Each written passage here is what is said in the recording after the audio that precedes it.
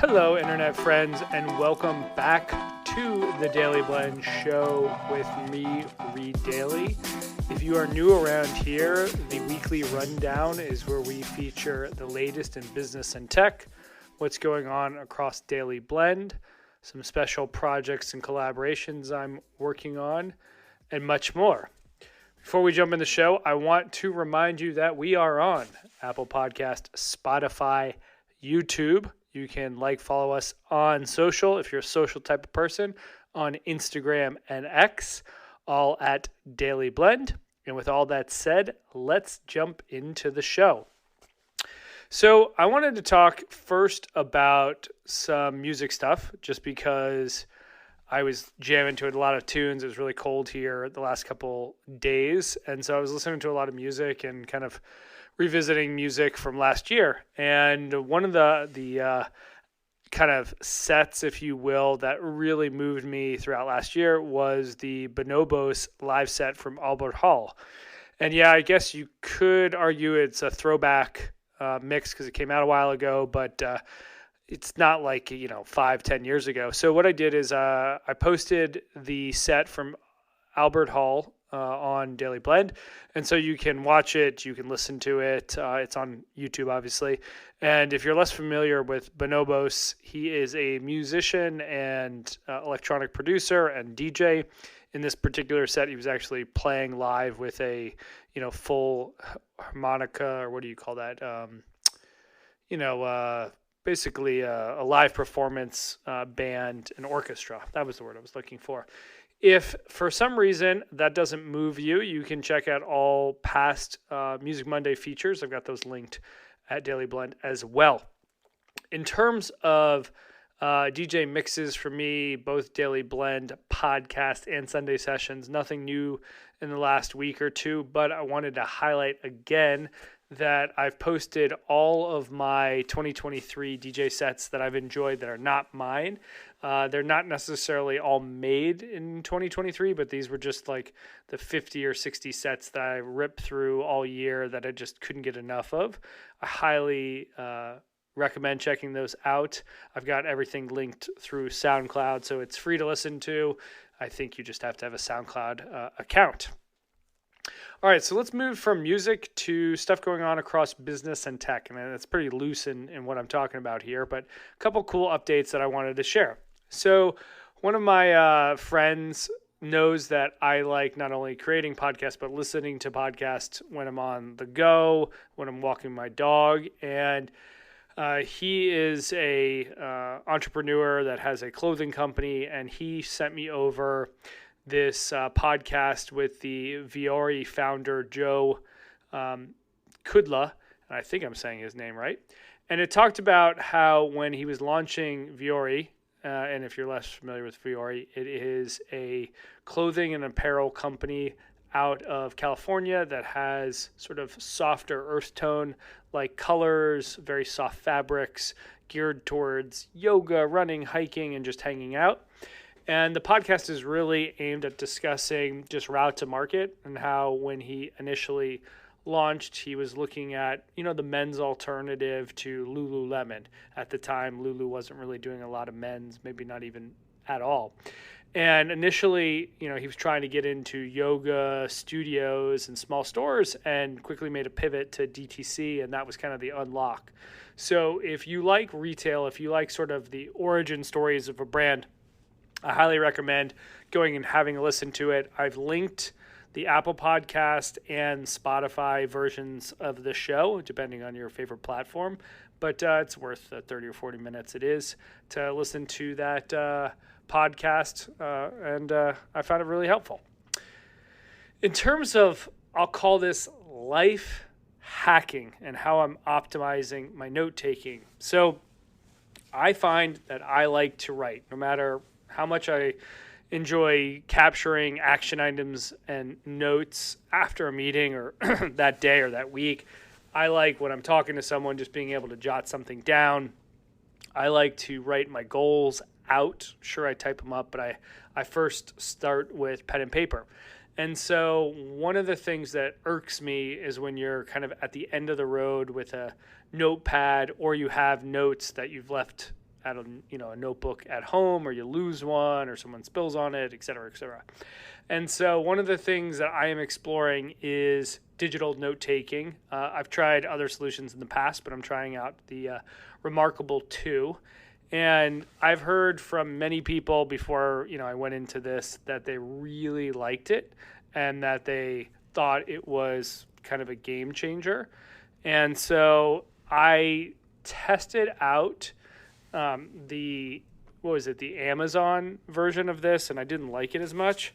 And so I am going to use the Remarkable 2 and see how I like it, see how it compares. I'm going to go with the open box version, so it's $278, and then I'm either going to get the pen or the Amazon knockoff, but it's another like $60. So all in, I think I'm in at $310. And so I figure if you look at like the cost of these Moleskine notebooks that I can't believe they're like 20, 25, $30. You just have to get a couple of those, or I suppose you can get the freebies at the conferences. But regardless of the sort of return on investment, if you will, I'm just looking for alternative ways. I like the fact that it's not as much connected to the internet, meaning there aren't apps and distractions. There isn't as much ways to lose focus. And with all of my phones beeping, emails, Twitter, Instagram, you name it, it's nice to just be able to sit down and focus. So over the next couple weeks, months, I suppose, I'll give you an update on my progress with Remarkable. And if you're interested, I've got a link to Remarkable on daileyblend.com. In terms of market trends that I'm interested in, you heard me mention likely that I bought the Remarkable 2, but I bought the open box or refurbished. Something that I've been noticing that certain manufacturers are getting into, lightly used, refurbished, recrafted, whatever their term is for. Someone bought it, wore it, or tried it on, or scratched the packaging, and then returned it. And I've bought, 3 or 4 laptops through Best Buy this way.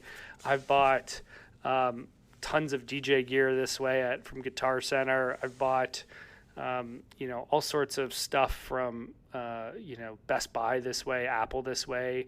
I've seen Nike's getting into this, and I saw On Running's getting into this. And what's interesting to me is that brands are using this as a way to sort of fly the flag that they are not harmful to the environment, when many of them are the consumer brands that are, consuming, therefore, lots of materials to make the products and ship the products. But I do like the fact that brands are thinking about this and being more conscious. For me as a consumer, I do not care about the packaging that comes in whatever I buy. No matter how many times I do a sneaker unboxing, sure, I think it's slick, I think it's cool, but ultimately it's the product. So when I go to Best Buy and they're like, look, you can buy this laptop or this iPad, but there's no box, I'm like, does it look clean? Does it work? Great, give it to me. I'm going to throw away the package anyway, so I don't care.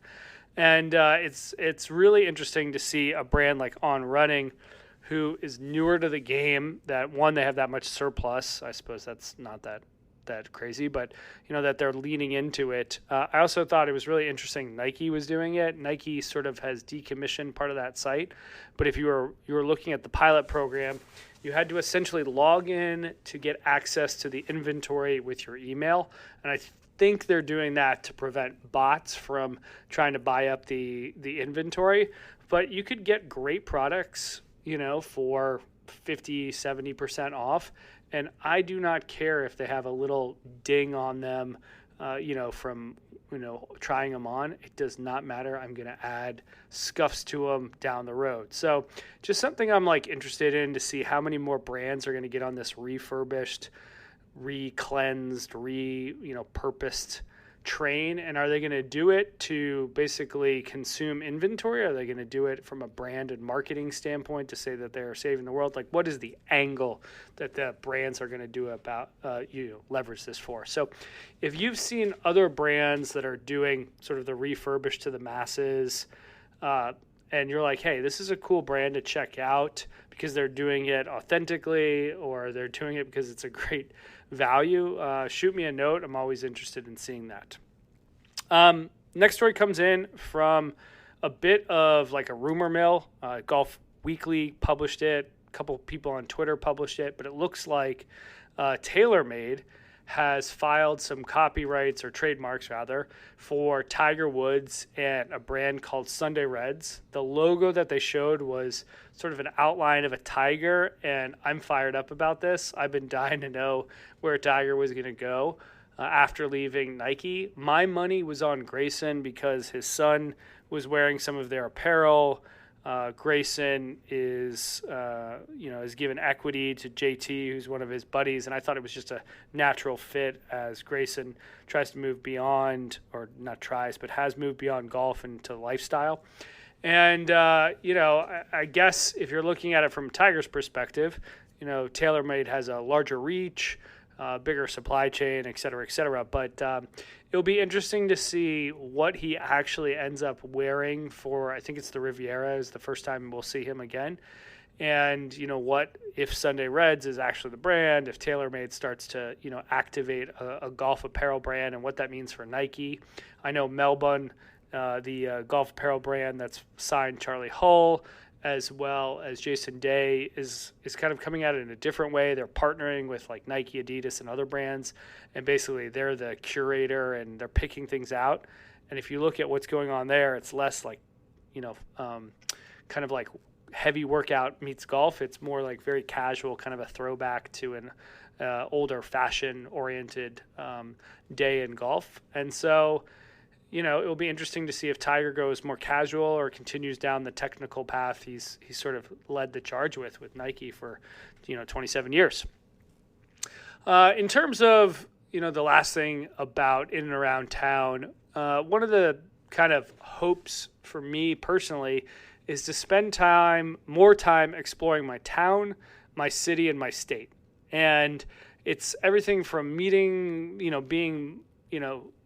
carving out time to say, let me meet people, in town, let me spend more time in my city, let me explore my state.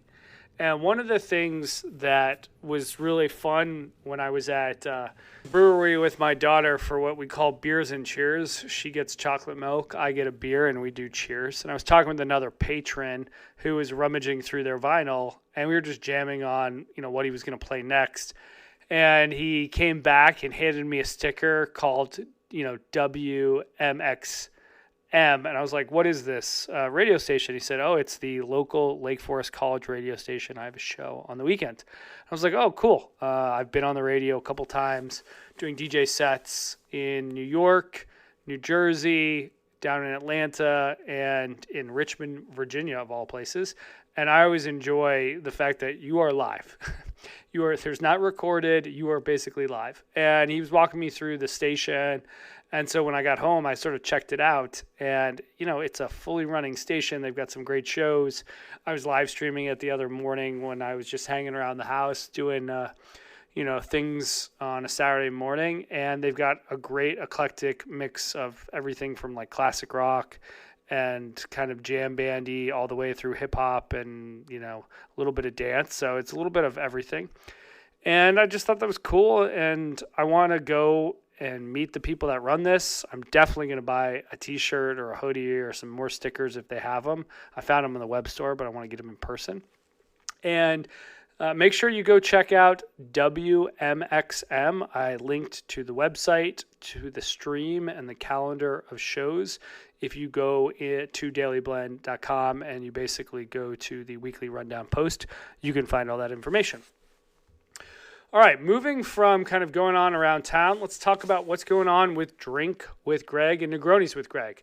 So Greg and I both were sick over the break. We were actually supposed to meet each other in person in Tampa, and just because I was under the weather and then he was under the weather, it didn't work out. So we are a little bit behind on the podcasting for Negronis with Greg's, but we are pushing on with Drink with Greg, and we've got a drink of the week, which is called the Curious Cocktail.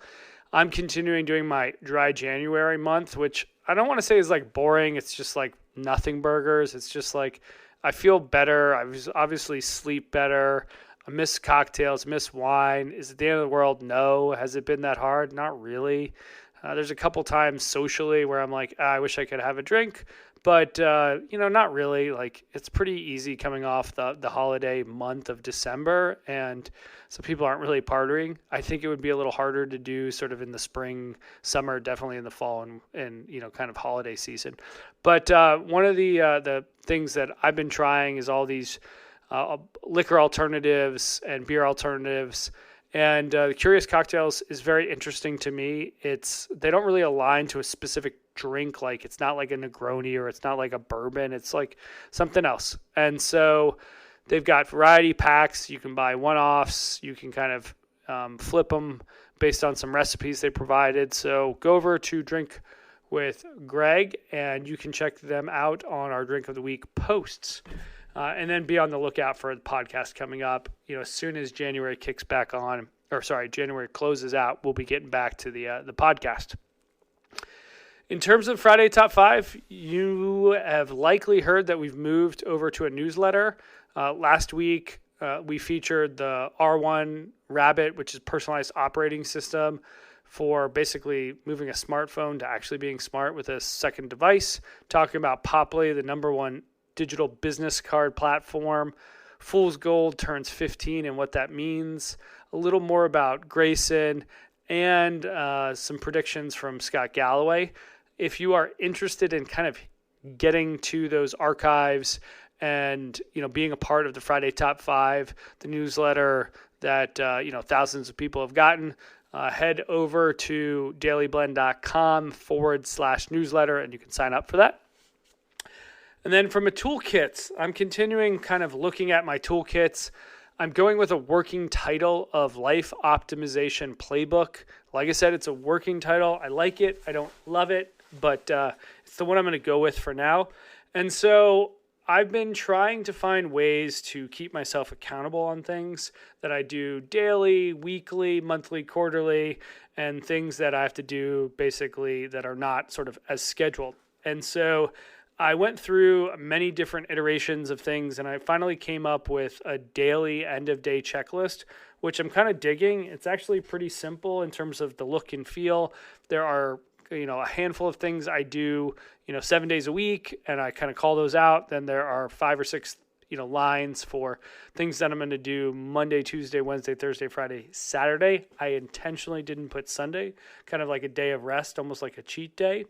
And then there's just basically some recurring things you do once a week. So of all the checklists I've done and templates I've done, this one's the easiest and, most straightforward, and that's how it should be. At some point, I'm going to pull these all together and put a, life optimization playbook, a whole list of them, and probably think through a better name. But, that wraps it up for the show. Thanks for tuning in. Don't forget to like, follow, subscribe to the show on Spotify, Apple Podcasts, and YouTube. Check us out on X and Instagram, and be on the lookout for the Friday Top 5 later this week.